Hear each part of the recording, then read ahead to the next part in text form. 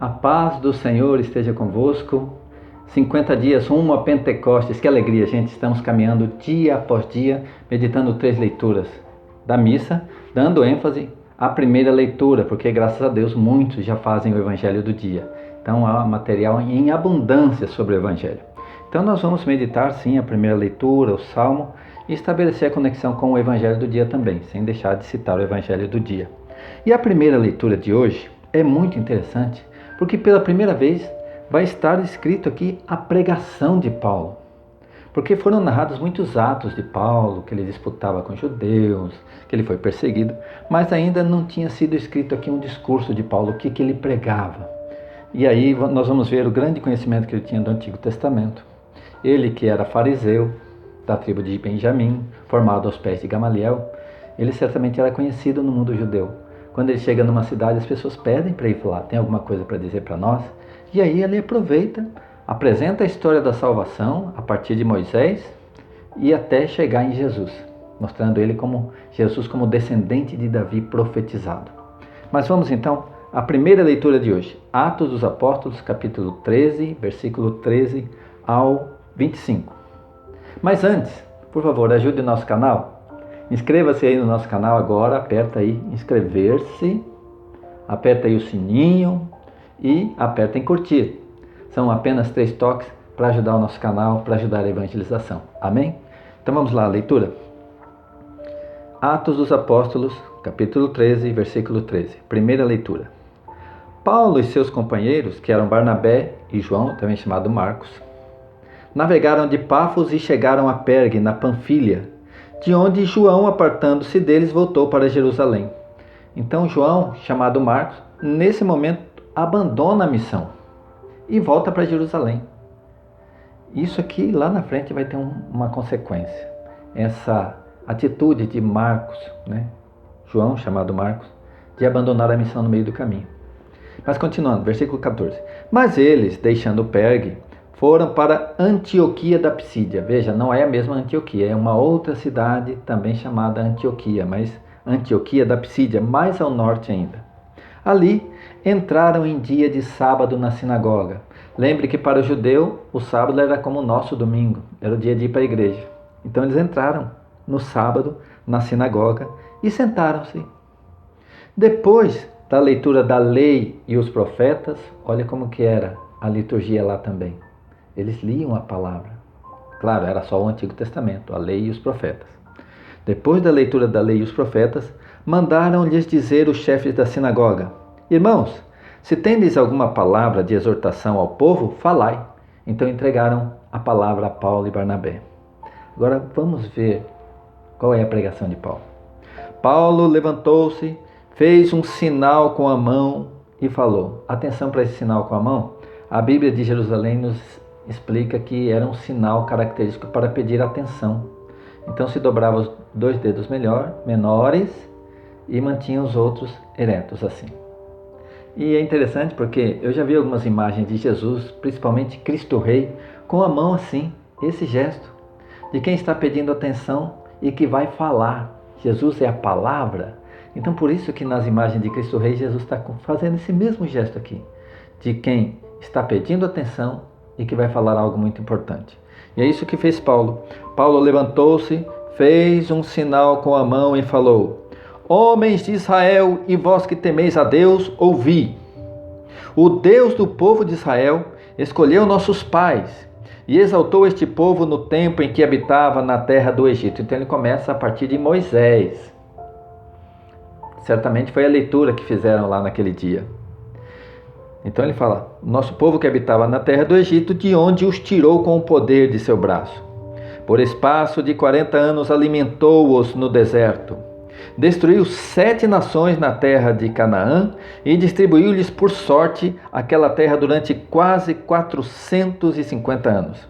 Em seguida, lhes deu juízes até o profeta Samuel. Ele vai discorrendo a história da salvação no Antigo Testamento. Chegou a Samuel. Pediram então um rei.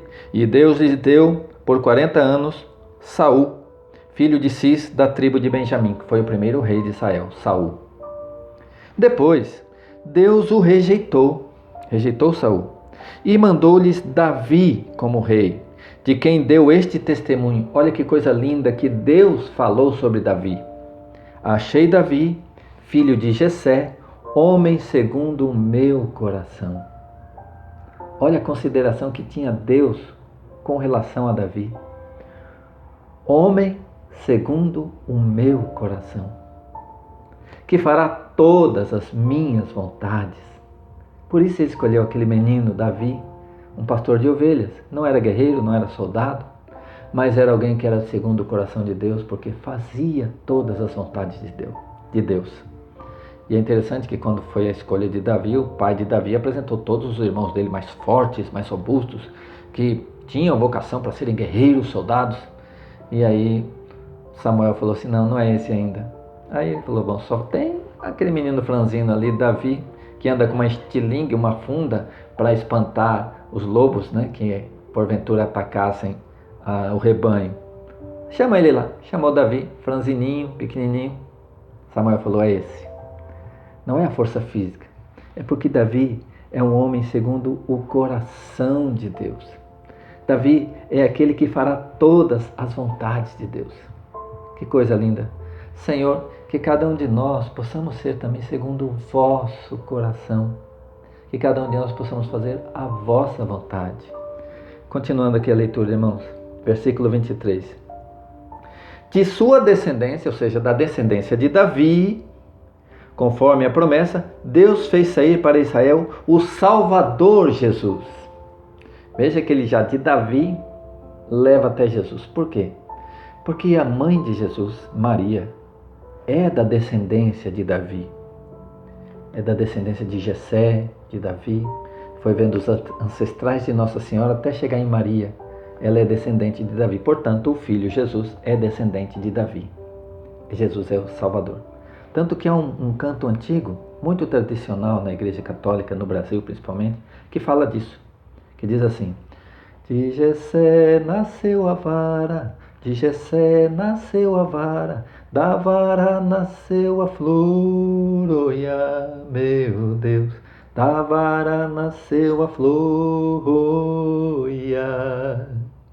E da flor nasceu Maria, e da flor nasceu Maria, de Maria o Salvador, oiai, meu Deus, de Maria o Salvador, oiai. Aleluia. Desculpem a voz, não é uma voz profissional, mas é uma voz que louva o Senhor. Eu louvo cantando, louvo pregando, louvo orando, louvo, é o nosso lema. Na casa Madonna House, da qual eu faço parte, eu e a Rosinha. Nosso lema é louva. Amém? Vamos continuar aqui a meditação. Muito bem, Jesus é o descendente de Davi que vai herdar o trono de Davi. É isso que Paulo está dizendo aqui. Deus fez sair para Israel o Salvador Jesus. Aí ele começa a falar de João Batista. João tinha pregado, desde antes da sua vinda, o batismo do arrependimento a todo o povo de Israel. Terminando a sua carreira, João Batista dizia: eu não sou aquele que vós pensais, mas após mim virá aquele de quem não sou digno de desatar o calçado. Palavra do Senhor, graças a Deus. E assim termina a primeira leitura de hoje, chegando até João Batista, né? E apresentando Jesus como descendente.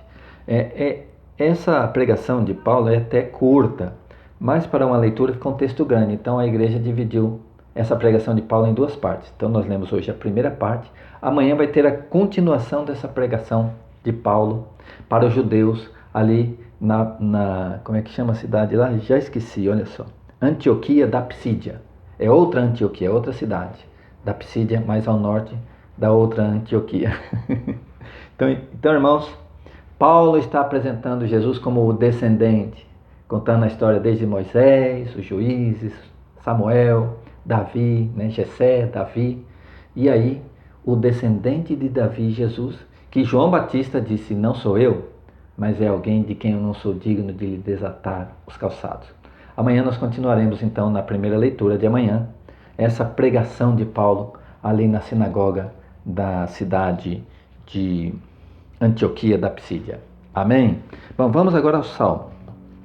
O Salmo, aliás, que vai citar Davi, que foi citado na pregação de Paulo. Ó Senhor, eu cantarei eternamente o vosso amor.